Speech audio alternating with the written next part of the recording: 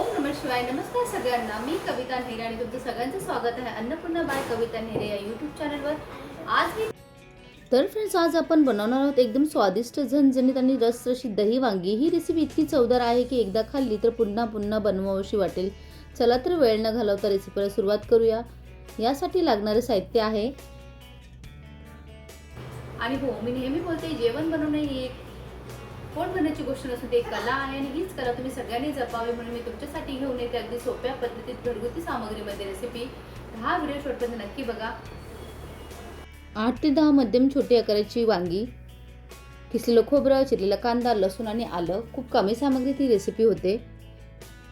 सर्वप्रथम एक पॅन गरम करून घेऊया. त्याच्यावर कांदा हा छान असा परतून घेऊया. कांदा हा छान भाजला की त्यात आपण टाकूया लसूण. आता त्यामध्ये कांदा, लसूण आणि सुकं खोबरं, तीळ, शेंगदाणे घालूनही तुम्ही छान सोनेरी रंग येईपर्यंत भाजून घेऊ शकतात. हे मिश्रण पूर्णपणे थंड झाल्यावर मिक्सरमध्ये जाडसर असं छान वाटून घ्यायचं. थोडंसंच तेल टाकायचं आणि कांदा सोनेरी रंग येईपर्यंत भाजायचा. कांदा, लसूण, आलं. खूप कमी सामग्रीत आणि खूप छान ही रेसिपी तयार होते. काही टिप्स सांगणार आहे तर व्हिडिओ शेवटपर्यंत नक्की बघा. मसाला भाजताना गॅस नेहमी मध्यम आचेवरच ठेवा. जास्त आचेवर भाजल्यास मसाला नेहमी करपण्याची शक्यता असते आणि कडवटपणा येतो. कांदा सोनेरी रंग येईपर्यंत भाजा. खूप काळा झाल्यास मसाल्याला कडवटपणा चव येते. तीळ टाकूया, छान तेही भाजून घेऊया. तीळ भाजताना सतत हलवत राहा, कारण तीळ खूप पटकन लवकर करपतात आणि चव कडू लागते. खोबरं छान सोनेरी रंगाचं झालं की लगेच गॅस बंद करा. यामुळे मसाल्याला सुंदर रंग आणि सुगंध येतो. शेंगदाणे ॲड करूया. शेंगदाणे खरपूस भाजल्याने मसाल्याला छान घट्टपणा आणि खमंग चव येते आणि मसाला पूर्ण थंड झाल्यावरच वाटा. गरम असताना वाटल्यास त्याची चव आणि टेक्स्चर दोन्ही बदलू शकतं. मसाला भाजताना 1 चमचा तेल वापरल्यास मसाल्याचा रंग, चव, सुगंध अधिक खुलून येतो. छान हा आपला मसाला भाजून झालेला आहे आणि आपण थंड व्हायला ठेवूया. छोटी छोटी अशी छान अशी काटेरी वांगी घ्यायची. छान तर आपण कट करूया. 4 भाग करून छान असे देठ काढून छान असं कट मारायचा. वांगी चिरण्यापूर्वी ती स्वच्छ धुवून पुसून घ्यायची. वांग्याचा देठ जास्त काढू नका. देठ राहिल्यामुळे मसाला भरताना वांग तुटत नाही. वांग्याला मधून प्लस आकाराची चीर द्या, मग पूर्णपणे कापू नका. त्यात मीठ टाकून छान असं पाण्यात ठेवा. चीर देताना खालचा भाग थोडासा जाड ठेवा, म्हणजे मसाला भरताना सोपे जाते. नेहमी ताजी, टणक आणि चमकदारच वांगी निवडा, त्यामुळे भाजीची चव अधिक छान लागते. हा मसाला आपला थंड झाला आहे, तो छान असा आपण ग्राइंड करून घेऊया ग्राइंडरमध्ये. आणि चिरलेली वांगी लगेच मिठाच्या पाण्यात ठेवा, त्यामुळे ती काळी पडत नाही. कोथिंबीर टाकूया, त्याने छान एक असा फ्लेवर येतो. आणि सर्व वांग्यांना साधारण सारखीच चीर द्या, त्यामुळे एक सारखी शिजतात. वांग्यात कीड बिया जास्त नाहीत हे चिरताना नक्की बघा. छान हा मसाला आपल्याला दळून घ्यायचा. मसाला अगदी बारीक नका वाटू. थोडा जाडसर वाटल्याने भाजी चव अधिक छान लागते.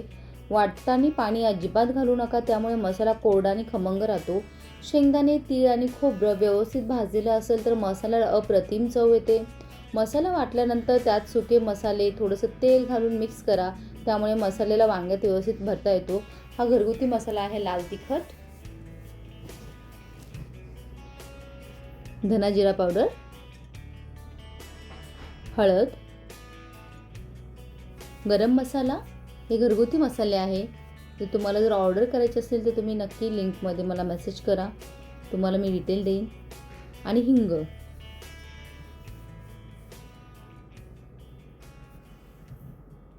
मीठ चवीप्रमाणे.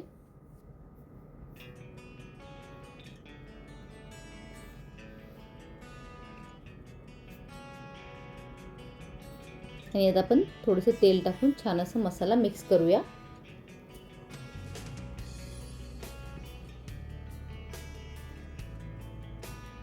तेल घालून थोडंसं मिक्स केलं का त्यामुळे मसाला वांग्यात छान भरता येतो. आपला मसाला तयार आहे. हा मसाला तुम्ही कुठल्याही भाजीला वापरू शकतात, अप्रतिम लागणार. छान असा वांग्याच्या प्रत्येक चिरीमध्ये मसाला हळूहळू आणि नीट भरा. मसाला जास्त दाबून भरू नका, नाहीतर वांगी तुटू शकतात. सर्व वांग्यांमध्ये साधारण सारख्याच प्रमाणात मसाला भरा.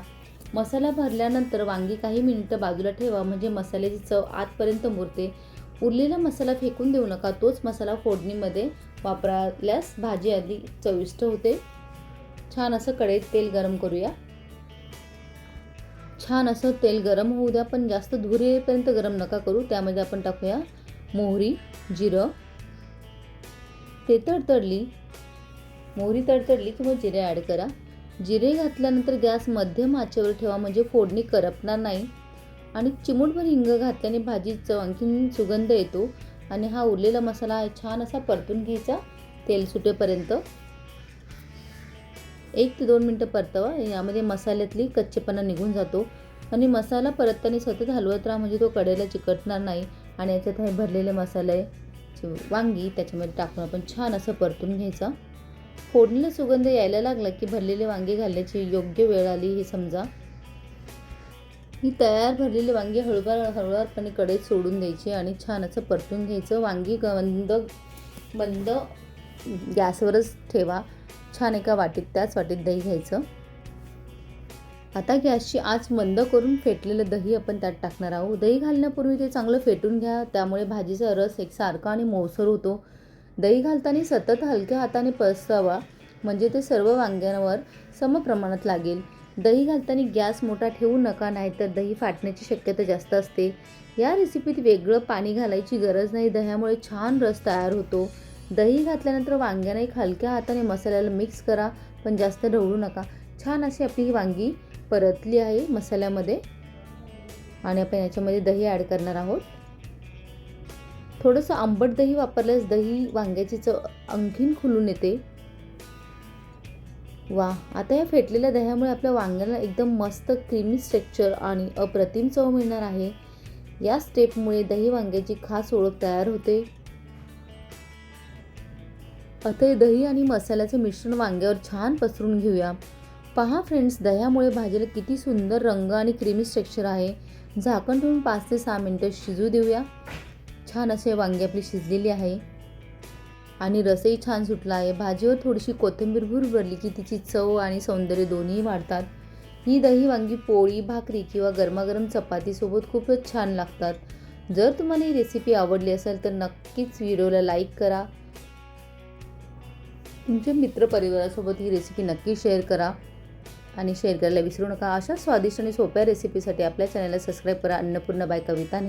पुन्हा भेटूया एक अशाच नवीन रेसिपीसोबत. तोपर्यंत खुश राहा आणि स्वादिष्ट पदार्थ बनवत राहा.